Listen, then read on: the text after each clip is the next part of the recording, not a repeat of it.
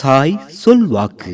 ஓம் சாய்ராம். நீங்கள் எவ்வளவு முயற்சி செய்தாலும் ஒரு விஷயத்தை அடைவதற்கு எவ்வளவு நாள்தான் காத்திருக்க வேண்டும் என உங்கள் மனம் வேதனை அடைகிறதா? நம்பிக்கையை மட்டும் இழக்காதீர்கள்.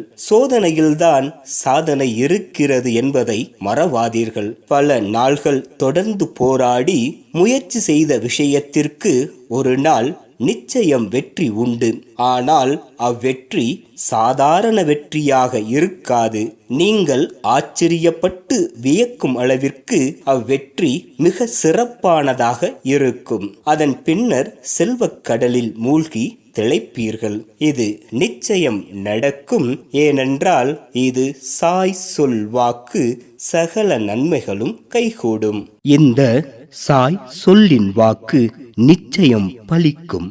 ஜெய் சாய்ராம்.